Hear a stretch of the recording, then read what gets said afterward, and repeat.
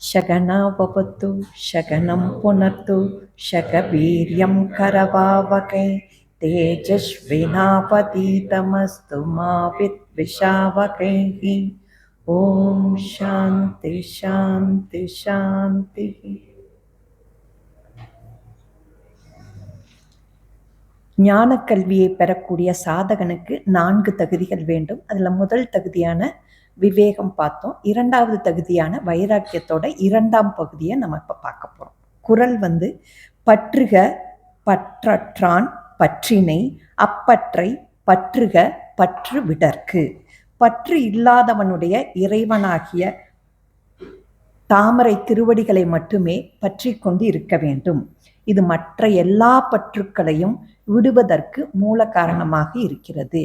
ஏன்னா மனுஷன் பிறந்ததுலேருந்து எல்லாத்தையும் பிடிச்சு தான் வளர்றான். நடப்பழகிறதுலேருந்தே ஒவ்வொன்றும் நடவண்டியை பிடிச்சு தான் நடப்பழக கற்றுக்கிட்டான்.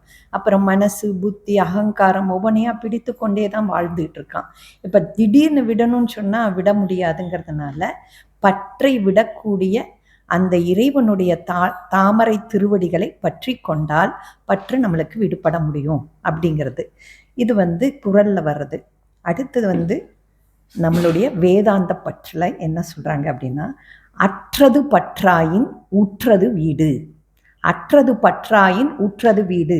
ஒருவர் தனக்குள்ளே உள்ள உலக பற்றுக்களாகிய ஆசை அகந்தை எனது என்னும் உணர்வு இது எல்லாத்தையும் முற்றிலும் துறந்து அந்த பற்றற்ற நிலையிலேயே நிலைத்து இருப்பதற்கு வீடு பேறு அப்படின்னு சொல்கிறாங்க.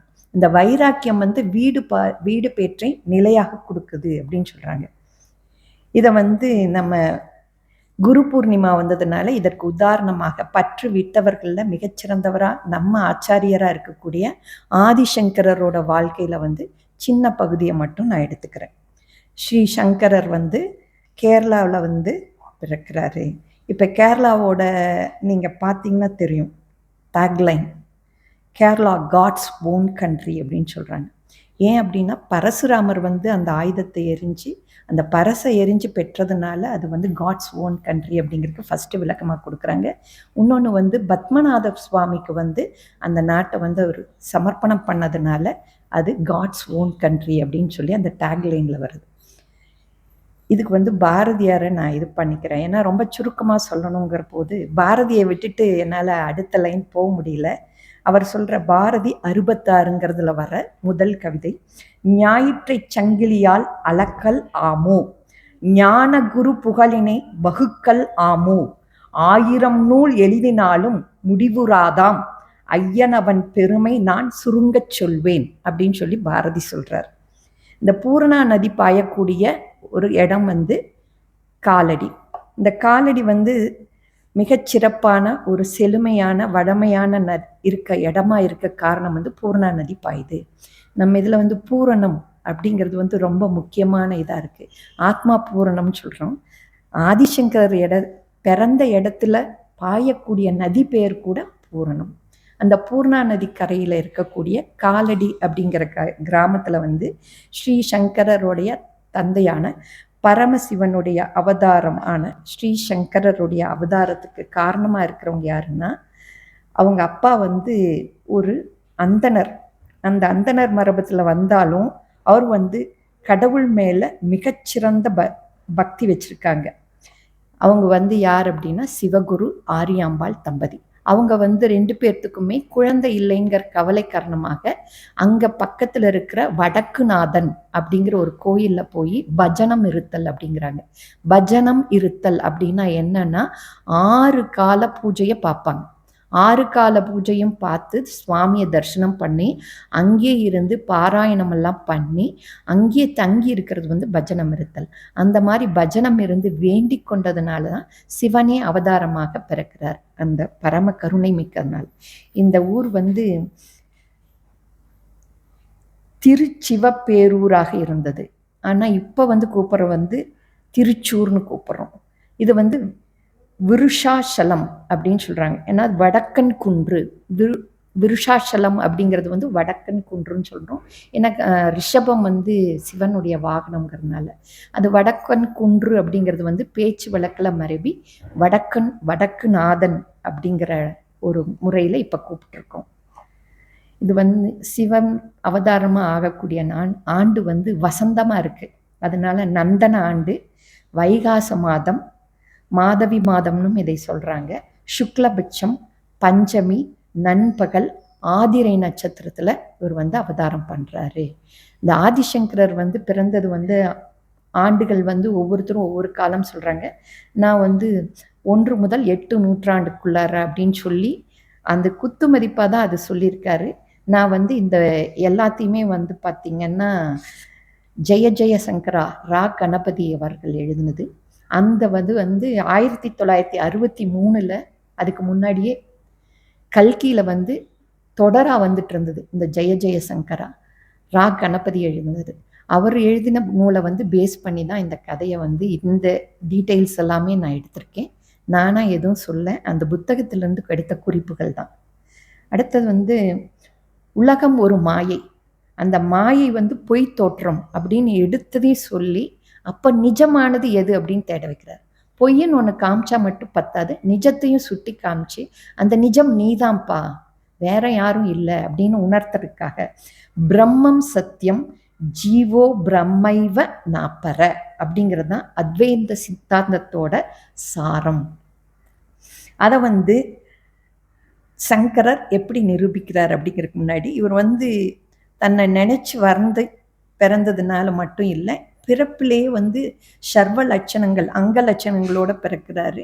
நான் அவங்கக்கிட்ட ஒரு நாள் ஆர்கியூ பண்ணிட்டு இருக்கும்போது சொன்னேன், நீங்கள் படத்தில் வந்து ட்ராயிங் பண்ணுறவங்களுக்கு தெரியும், ஒரு கோடு நேர்கோடாக முகத்தில் மூக்குக்கு மேலே அந்த நேர்கோடு போட்டோம்னா 2 பக்கமும் ஈக்குவலாக இருக்கும். அவர் அழகு மட்டும் இல்லை, அவரோட புத்தியும் அழகு. ஏன் அப்படின்னு சொல்லி கேட்டப்போ நான் இந்த உதாரணம் பேசிட்டோம். என்னென்னா, அவர் வந்து சங்கரர் வந்து யாசகம் வாங்குறதுக்காக அந்தனர் இதில் வந்து சின்னவங்க வந்து யாசகம் வாங்க போவாங்க. யாசகம் வாங்கும்போது பிச்சாம் தேகி பக அப்படின்னு போய் அங்கே ஒரு வீட்டு வாசலில் நிற்கும்போது அங்கே வந்து அந்த அம்மா கிட்ட ஒரு பொருள் கூட இல்லை. ஏன்னா அவங்க வந்து அவ்வளோ துர்பாக்கிய நிலையத்தில் இருக்காங்க. அவங்க வீட்டில் வறுமை வந்து சுத்தமாக ஒரு பொருள் கூட கொடுக்குற நிலைமையில் அவங்க கிட்ட இல்லை. அவங்க எல்லா பக்கமும் பார்த்து ஒரு நெல்லிக்காய் வச்சுருக்காங்க. அந்த நெல்லிக்கனியும் கூட கொஞ்சம் காஞ்ச மாதிரி இருக்குது. அந்த நெல்லிக்கனியை தான் கொண்டாந்து சங்கரர்கிட்ட கொடுக்குறாங்க. சங்கரர் வந்து உங்களுக்கு தெரியும், ஒரு ஜாதகம் பார்க்கும்போது இவங்களுக்கு இந்த காலகட்டம் சரியில்லை, சனி திசா புத்தி நடக்குது, அதனால இவங்க வந்து துக்கப்படுவாங்க அப்படின்னுலாம் இருக்கும். ஆனால் அதுக்கு பரிகாரம் செய்வாங்க. அது வந்து நம்மளாக தான் செஞ்சுக்கணும். ஆனால் இவர் வந்து அந்த அம்மாவோட மேலே இருக்கக்கூடிய கருணையினால், அவங்க மேலே இவ்வளோ வறுமை இருக்கே, இந்த நிலையில் கூட நம்மளுக்கு ஒன்று கொடுக்குறாங்களே அப்படிங்கிற போது அதை ஏற்றுக்கொண்டு நகர்ந்து போகாமல் அந்த வறுமையை பார்த்து இறக்கப்பட்டு லக்ஷ்மி மேலே ஒரு தோத்திரம் பாடுறார். அந்த லக்ஷ்மி தோத்திரம் பாடினதையும் அப்படியே கனகதார ஸ்தோத்திரம்ங்கிறது அதுதான். அப்படியே கூரை பிச்சுட்டு கொட்டும், கொடுக்குற கடவுள் வந்து கூரையை பிச்சுட்டு கொடுப்பாங்க. அந்த மாதிரி தங்க நெல்லிக்கனியாக அந்த கொட்டுனுச்சான். இன்னமும் அந்த காலடி அந்த ஸ்தலத்துக்கு போனீங்கன்னா இந்த தங்க நெல்லிக்கனி பெற்ற அந்த வீடு வந்து இன்னமும் இருக்குது. நீங்கள் போய் பார்க்கலாம். அந்த வீடு போய் பார்த்தீங்கன்னா தெரியும். அந்த இடத்துல இன்னமும் இருக்குது அப்படின்னா அது எவ்வளோ உண்மையான நடந்த சம்பவமாக இருந்தால் தானே இந்த காலத்தில் கலியுகத்தில் கூட அது மதிக்கப்படக்கூடிய ஒரு தலமாக இருக்குது. அந்தளவு கருணை மிக்கவர். கருணைங்கிறது வந்து சின்னதாக இருக்கும் போதே அடுத்தவங்களோட துக்கத்தை தன்னுடைய துக்கமாக நினச்சி அந்த துக்கத்தை போக்குவதற்கு என்ன வழின்னு யோசித்து அதை செயல்படுத்தி அது மேலே நம்ம என்ன பண்ணுவோம், ஒரு 100 வேணா நீ வச்சுக்கோ, எனக்கு ஒரு 2 3 ஆச்சுத்தா அப்படின்னு கேட்டாச்சும் வாங்கியிருக்கலாம். அவர் அந்த திரும்பி கூட பார்க்கல. தங்கமே கொட்டிய போது கூட திரும்பி பார்க்காமல் போகக்கூடிய அந்த புத்தி, பற்றற்ற நிலை அங்கேயே அவருக்கு இருக்கு. பிறக்கும் போதே அந்த சந்நியாசத்தன்மை அவருக்கு இருக்கு. அதனால்தான் அவர் கனகதார ஸ்தோத்திரம் நான் பாடினேன்னு கூட இது பண்ணிக்கல, அந்த கிரெடிட் கூட அவர் இது பண்ணிக்கல. அந்த இரக்கமும் கருணையும் மட்டும் இல்லை, பற்றற்ற தன்மை இருக்குது. அதனால தான் அவர் 8 வயசுலேயே சந்நியாசம் வாங்கிக்கிறார். சந்நியாசம் எப்படி வாங்குறார் அப்படின்னா, அந்த பூர்ணா நதிக்கரையில் வந்து அவங்க அம்மாவோட குளிக்க போகும்போது ஒரு முதலை வந்து பிடிச்சிக்குது. அப்போ வந்து எனக்கு சின்ன வயசுலேருந்து நான் சந்நியாசம் வாங்கணும்னு ஆசைப்பட்டேன். இப்போ ஆபத் சந்நியாசம் வாங்கிக்கிறேன்னு அவங்க அம்மா கிட்ட அனுமதி கேட்குறாங்க. கேட்டு தான் அந்த ஆபத் சந்நியாசம் வாங்கிக்கிறாங்க. அப்போவே அந்த பூர்ணா நதிக்கரையிலேருந்து அவர் சந்நியாசம் வாங்கினதுனால அவர் வந்து நர்மதை நதிக்கரையை நோக்கி நடக்க ஆரம்பிக்கிறார். ஏன்னா அவர் முழுமையான கல்வியை பெறுகிறதுக்கு தான் வந்திருக்கார். அந்த முழுமையை நோக்கிய பயணம் நீண்ட தொலைவு, 8 வயது தான் நிரம்பி இருக்கு. அப்போ இலக்கு எவ்வளோ உண்மையாக இருந்தால் அந்த 8 வயது பையன் நீண்ட தூரம் மத்திய பிரதேசம் வரைக்கும் வந்து நர்மதை நதிக்கரையில் இருக்கக்கூடிய கோவிந்த பாதரை சந்திக்க வரார். கோவிந்த பாதர் வந்து அங்கே அந்த குகையில் உட்காந்துருக்காரு. நர்மதை நதிக்கரையில் வந்து சங்கரர் நிற்கிறார். நிற்கும் போது அவர் வந்து இந்த நர்மதையோட வெள்ளம் வந்து ஆர்ப்பரிச்சு போகும். இன்னமும் அந்த இடத்துல அந்த அந்த அந்த நதிக்கு வந்து சங்கரரோட பேரை தான் சொல்கிறாங்க. அந்த இடத்துல அந்த கமண்டலம் வச்சு அந்த நதியோட வெள்ளத்தோட சப்தத்தை வந்து நிறுத்துறாரு. அப்போ நம்ம என்ன நினைக்கணும் அப்படின்னா, மனசோட சப்தம் என்னைக்கு நிற்குதோ அப்போ வந்து குருவோட கிருபை வந்து முழுமையாக கிடச்சிருது. அப்போ வரைக்கும் நம்ம முழுமையாக குரு கொடுத்துக்கிட்டே தான் இருக்காரு. ஆனால் நம்ம பாத்திரத்தை ஒரு கதை சொல்லுவார் வாரியார் சுவாமி. மழை பெய்யும் போது அவங்க அம்மா சொன்னாங்களாம், இந்த மழை தண்ணி விழுற இடத்துல எல்லாம் கொஞ்சம் பாத்திரம் வச்சிருமா அப்படின்னாங்க. சரின்னு சொல்லிட்டு பாத்திரம் வச்சுட்டு வந்துட்டியா அப்படின்னு கேட்டாங்களாம். வச்சுட்டம்மா அப்படின்ச்சான். அப்புறம் போய் பார்த்தாங்களாம், எல்லா பாத்திரமும் கமுந்து இருந்தான். இப்படி திறந்து இருந்தால் தான் அந்த பாத்திரத்தில் வந்து அந்த தண்ணீர் விழும். இதை கமுத்தி வச்சுருந்ததுனால அந்த தண்ணியெல்லாம் வேஸ்ட்டாக மறுபடியும் எல்லா பக்கமும் அது தண்ணியாக தான் இருந்தது. அந்த மாதிரி நம்ம வாங்கக்கூடிய பாத்திரமாக இருக்கணும்னா என்னைக்கு வந்து மனசு வந்து சப்தம் போடாமல் இருக்கோ, அது அமைதியாக இருக்கும்போது அது பெறக்கூடிய தன்மையை பெற்றது. அதை வந்து இது பண்ணுறாங்க. அப்போ வந்து குரு கேட்குறார். அப்போவே பூர்ணமாக இருக்கார் சங்கரர். எப்படின்னா அதுக்கு வந்து நீங்கள் யாருப்பா அப்படின்னு கேட்கும்போது அவர் சொல்கிறது தான் இந்த நிர்வாண சட்கம். ஓம் மனோபுத்யஹங்கார சித்தானி நாகம் ந சச்ரோத்ர நிக்வே ந சக்ரேன நேத்ரே ந சவ்யோம பூமிர் ந தேஜோ ந வாயுஸ் சிதானந்த ரூபா சிவோகம் சிவோகம். ஓம் மனம் புத்தி சித்தம் அகங்காரம் இவையல்ல நான். காது நாக்கு மூக்கு கண் இவைகளல்ல நான். ஆகாயம் பூமி நெருப்பு காற்று இவைகளல்ல நான். உணர்வும் ஆனந்தம். காலையில் தான் சுவாமி சொன்னாங்க இது. அப்போவே நினச்சிக்கிட்டேன் நான் ஒன்று தான் சொல்லணும்னு நினச்சி. ஆனால் இன்றைக்கி வந்து சரி 5ஓட விளக்கத்தை மட்டுமாச்சும் படிச்சிடலாம், கொஞ்சம் கூட டைம் ஆனாலும் பரவாயில்ல அப்படின்னு சொல்லிட்டு. நெருப்பு காற்று இவைகளல்ல நான். உணர்வு தான் காலையில் சுவாமி சொன்னார். நான் உணர்வும் ஆனந்தமும் ஆகின்ற சிவம் நான். சிவமே நான் அப்படின்னு ரெண்டாவது தடவை அழுத்தி சொல்கிறார். அந்த சிவோகம் வந்து நிறைய பேர் தியானத்தில் யூஸ் பண்ணுறாங்க. இவர் வந்து அந்த பாட்டிலே அதை வைக்கிறார். பிராணன், பஞ்ச வாயுக்கள், பஞ்ச கோஷங்கள், சப்த தாதுக்கள் இவைகளெல்லாம் நான். வாக்கு, கை, கால், குறி, பதம் இவைகளெல்லாம் நான். உணர்வும் ஆனந்தமுமாகிய சிவமே நான் அப்படின்னு சொல்றாரு. 3வதுல வந்து விருப்பு வெறுப்பு பேராசை மனமயக்கம் ஆணவம் பொறாமை எதுவும் எனக்கில்லை. அறம் பொருள் இன்பம் மோட்சம் கூட வேண்டாங்கிறாரு. இவையும் எனக்கில்லை. உணர்வும் ஆனந்தமுமாகிய சிவமே நான் அப்படின்னு சொல்றாரு. இந்த மோட்சம் வேண்டாங்கிறது இந்த 3வது பாசுரத்துலையும் சொல்றாரு. கடைசியா வர்ற 5வது பாசுரத்துலையும் 2 தடவை சொல்றாரு. நம்மளுடைய இலக்கு வந்து எல்லாரும் என்ன நினைப்போம்னா, அடுத்த ஜென்மா வேண்டாம், எனக்கு மோட்சம் வேண்டாம் அப்படிங்கிறத ஒரு மனசுக்குள்ளார ஒரு தீர்மானமா வச்சிருப்போம். இவர் வந்து மோட்சத்தையும் கடந்து போறதை பத்தி பேசுறாரு. அதுதான் ரொம்ப ஆச்சரியமா இருந்தது எனக்கு. இதுல என்னன்னா, எனக்கு புண்ணிய பாவங்கள் சுக துக்கங்கள் இல்லை, அதனால நிச்சயமா மறுபிறப்பு இல்லை. மந்திரம் தீர்த்தம் வேதம் யஜ்ஞம் இவைகளெல்லாம் நான். உணவோ உண்பவனோ அல்ல நான். உணர்வும் ஆனந்தமுமாகிய சிவமே நான் அப்படின்னு சொல்றாரு. எனக்கு மரணம் இல்லை, பயம் இல்லை, ஜாதி பேதங்கள் இல்லை, தந்தை தாய் இல்லை, பிறப்பில்லை, சுற்றமும் இல்லை, நண்பன் இல்லை, குருவோ சீடனோ இல்லை அப்படின்னு சொல்றாரு. இவர் தான் 4 இடத்துல குரு பரம்பரையை வந்து சிருஷ்டி பண்றாரு. நம்ம கடைசியா பார்ப்போம். குருவோ சீடனோ இல்லை, உணர்வும் ஆனந்தமும் ஆகின்ற சிவமே நான். எனக்கு மாற்றங்கள் இல்லை. எங்கும் எல்லா உயிர்களிலும் நிறைந்திருப்பவன் நான். என்னை புலன்களால் அறிய முடியாது. எனக்கு முக்தியும் இல்லை. உணர்வும் ஆனந்தமும் ஆகின்ற சிவமே நான், சிவமே நான். இந்த குருவோ சீடனோ இல்லைங்கிறத வந்து நான் ப்ராக்டிக்கலாக எங்கே பார்த்தீங்கன்னா, சுவாமி கிட்ட வந்து 2வது தடவை போய் பார்த்தப்போ, இந்த ஞானத்தை பெற வரைக்கும் நீ வாசுமி, அப்புறம் வந்து இது இருக்காது அப்படின்னாரு. என்னங்க அப்படின்னு இப்படியே பார்த்துட்டே இருந்தேன். என்ன இருக்காதுன்னு சொல்றது எனக்கு புரியல. அப்போ சுவாமியே சொன்னார், குருவும் இருக்க மாட்டாங்க, சீடனும் இருக்க மாட்டாங்க அப்படின்னு சொன்னாங்க. அப்போ வந்து அதோட அதோட வேல்யூ வந்து இவர் சொல்லி படிக்கும்போது தான் நம்மளுக்கு வந்து அதோட வேல்யூ என்ன அப்படின்னு தெரியுது. ஏன்னா அத்வைத நிலை வந்து ஏகபாவம். அந்த ஏகபாவமா இருக்கும்போது குரு சீடன்கிற பேதம் கூட இல்லை அப்படிங்கிறத வந்து அவங்க ஆணித்தரமா அந்த ஒவ்வொரு சொல்லுலையும் நிலைநிறுத்துறாங்க மட்டும் இல்லை, வாழ்க்கையிலையும் அதுல நிலைச்சு நிற்கிறாங்க. சொல்வது, செய்வது, அது நினைப்பது 3மே ஒரே நேர்கோட்டில் அவங்க பயணிச்சுக்கிட்டே இருக்காங்க. இந்த இதில் வந்து பார்த்திங்கன்னா, இந்த 5 ஸ்லோகமும் அவர் சந்திக்கிறப்பவே பாடிட்டாரு. இது வந்து ரமணச்சரண தீர்த்தர் சொல்லும்போது, கதை சொல்லும்போது இதை வந்து நிறைவாக இது பண்ணும்போது அவர் மோட்சம் கூட வேண்டான்னு சொன்னதில்ல. அந்த ஞானத்துல எவ்வளவு உறுதியா இருக்காங்க. அந்த வயதுல 8 வயசு தான் ஆச்சு. அப்போ வந்து அவர் அவ்வளோ உறுதியா இருக்காரு. என்னைக்கு வந்து நம்ம சுவாமி சொல்லும்போது சொல்லுவாங்க, ஞானம் எப்ப நிலைப்படும் அப்படின்னா, அது வந்து அசைச்சு அசைச்சு பார்க்குமா. உங்களுக்கு சங்கடமோ, துக்கமோ, கோபமோ, உங்களை சுற்றி இருக்கிற சூழ்நிலையோ எல்லா இடத்துலையும் ஆட்டம் நகர்த்தி பார்க்கும் உங்கள் மனசை, நீங்கள் நிலைச்சிட்டிங்களா அப்படின்னு.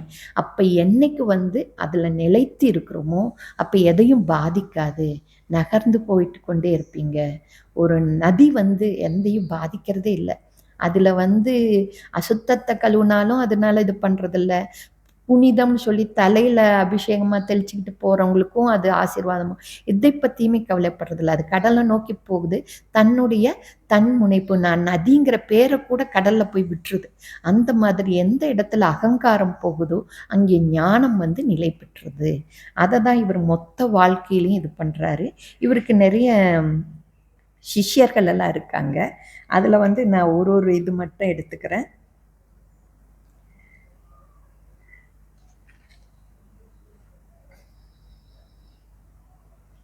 கோவிந்த பகவத் பாதர் வந்து குருவா இருந்தாலும் இவர் வந்து கௌடபாதர் எழுதிய இதுக்கெல்லாம் வந்து பாஷ்யம் எழுதியிருக்காரு.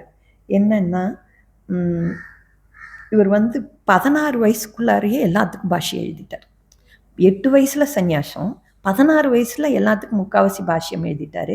அப்போ சுவாமி சொல்லும்போது காசியில வந்து வியாசர் மறுபடியும் அவருக்கு 16 வயசு கொடுக்குறாருப்பா, அந்த ஆசீர்வாதத்தினால 32 வயசு வாழ்ந்தாரு அப்படின்னு ஒரு தடவை சுவாமி சொல்லியிருக்காங்க. அந்த மாதிரி பார்க்கும்போது அந்த 16 வருடங்கள் நான்ஸ்டாப்பாக நடந்துக்கிட்டே இருக்கார். பாரதம் முழுவதும் கால்களால் நடந்து அருளினார்.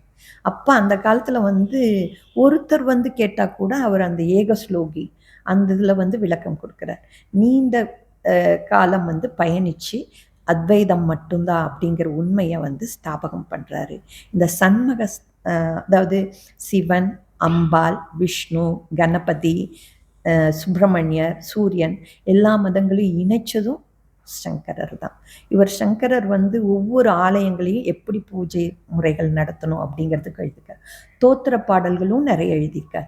அது மட்டும் இல்லை, இவர் வந்து குரு பீடங்களை நிரூபிச்சிருக்கார். 4 இடங்களில் முக்கியமான குரு பீடங்கள். அதில் வந்து பத்மபாதர், அவர் வந்து பூரியில் வந்து கோவர்த்தன மடம் அப்படின்னு சொல்லியிருக்காங்க. அந்த கடைசியில் கூட நம்ம சுவாமி பிரிண்ட் பண்ணியிருக்காங்க. இவர் வந்து பிரம்மசூத்திரத்துக்கு வந்து அவர் வந்து உரை எழுதியிருக்கார் பத்மபாதர். சுரேஸ்வராச்சாரியார் வந்து மந்தல மிஸ்ரர் அப்படின்னு சொல்கிறாங்க. நைஷ்கர்மிய சித்தி அதை வந்து எழுதியிருக்காரு. இவர் வந்து சிருங்கேரி சாரதா பீடத்தோட ஆச்சாரியராக வர்றாரு. இவங்க இதில் வந்தவங்க தான் நம்ம சுவாமி ரொம்ப மனசுக்கு பிடிச்சு நெருக்கமாக ரொம்ப போற்றி சொல்லக்கூடிய வித்யாரண்யர். அவர் எழுதினது தான் இந்த சங்கர விஜயம்ங்கிறது வந்து வருது. அவர் வந்து 19வது நூற்றாண்டில் எழுதுகிறார். அந்த இது வந்து ரொம்ப நூற்றாண்டுகள் வித்தியாசமாக இருக்குது. ஆனால் அதனால காலம் நம்மளுக்கு தெரியல, அதனால குத்து மதிப்பாக தான் சொல்லியிருக்கேன். 3வது வந்து ஹஸ்தாமலகர். இது துவாரகா, இது வந்து சாரதா பீடம்னு சொல்கிறோம்.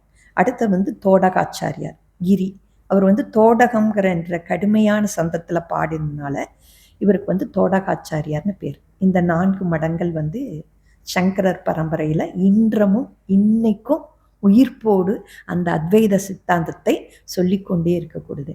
அப்போ ஒரு குரு போய் இத்தனை ஆண்டு காலமாயும் ஒன்று நிலைச்சு நிற்குதுன்னா அது எவ்வளோ சத்தியமான வாக்காக இருந்தால் அது நிலைக்கும். ஒரு சத்தியம்தான் 3 காலத்திலையும் நிலைக்குது. அந்த வாக்குக்கு வல்லமை இருக்குன்னா அவர் எவ்வளோ தபஸ் பண்ணியிருக்கணும். நம்ம தபஸ் அப்படின்னு சொல்லும்போது சுவாமி சொல்லுவாங்க உருக்கி வார்த்தல் அப்படின்னு.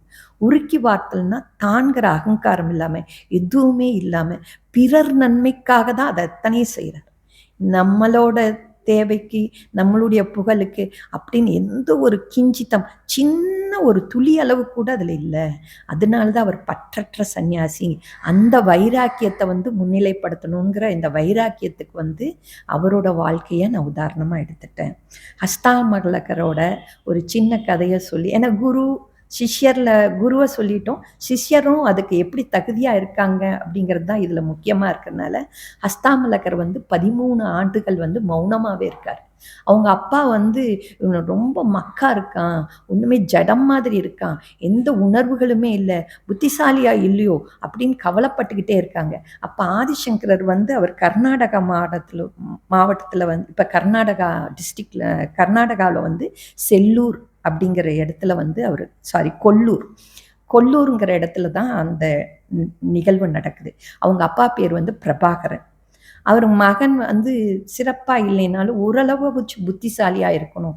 ஏன்னா எல்லா தந்தைக்கும் தன்னுடைய காலத்துக்கு பின்னாடி தான் மகன் பழச்சிக்குவானா இந்த பூமியில் விட்டுட்டு போகும்போது அவனுக்கு அந்த தகுதியாச்சும் கொடுத்துடணும். அந்த பிழைப்பு எப்படின்னா அவனுக்கு தேவையான உணவையாச்சும் அவன் சம்பாரிச்சுக்கணும் அப்படிங்கிற ஒரு எதிர்பார்ப்பு இருக்கும். இவருக்கு அந்த குவாலிட்டியும் இல்லை, பேசவே இல்லை. தான் ஒரு பண்டிதன், தன்னுடைய மகன் இப்படி மக்கா இருக்கானே அப்படின்னு ஒரு கவலை. அப்போ வந்து சங்கரர் விஜயம் பண்ணதுனால அவர்கிட்ட போய் பிரபாகரர் கேட்குறார், இந்த பையன் இப்படியே இருக்கான், இவனுக்கு ஏதாச்சும் கிருபை பண்ண முடியுமா அப்படின்னு. அவர் வந்து இவர் கேட்குறார், யார்ப்பா குழந்தை நீ அப்படின்னதையும் அவர் வந்து சொல்கிறது தான், நான் மனிதனும் அல்ல தேவனும் அல்ல, ஜாதி ஆசிரமம் எனக்கில்லை, நான் நித்தியமான தூய்மையான ஆத்மஸ்வரூபம் அப்படிங்கிறத வந்து அவர் விளக்குறாரு. அவர் பாடிய 12 ஸ்லோகங்களுக்கும் வந்து ஹஸ்தாமலக ஸ்தோத்திரம் அப்படின்னு சொல்கிறோம். எந்த இடத்துலையுமே வரலாற்றில் நடக்காத ஒரு நிகழ்வு இங்கே நடக்குது. என்னன்னா எப்பயும் குரு எழுதுனதுக்கு தான் எல்லாரும் விளக்கம் எழுதுவாங்க. ஆனால் இந்த ஹஸ்தாமலக கீதத்துக்கு வந்து சங்கரர் வந்து பாஷ்யம் எழுதியிருக்கார். சங்கரர் வந்து ஆச்சாரியார்னு சொல்லும்போது பகவத்கீதை, 10 உபனிஷத்துக்கள், அப்புறம் பிரம்மசூத்திரத்துக்கு பாஷ்யம் எழுதியிருக்கார். இந்த ஹஸ்தாமலக கீதத்துக்கு வந்து ஸ்தோத்திரத்துக்கு வந்து அவர் பாஷ்யம் எழுதியிருக்கார். அவ்வளோ சிறப்பு மிக்கவராக இவர் இருந்திருக்காரு. இவர் இதில் வந்து 3 உதாரணம் அந்த பாசுரத்திலிருந்து நான் எடுத்திருக்கேன். சூரியன் வந்து எல்லா இடத்துலையும் வியாபிச்சிருக்கு. சூரியன் வந்ததின் தான் இந்த உலகமே இயங்க ஆரம்பிக்குது.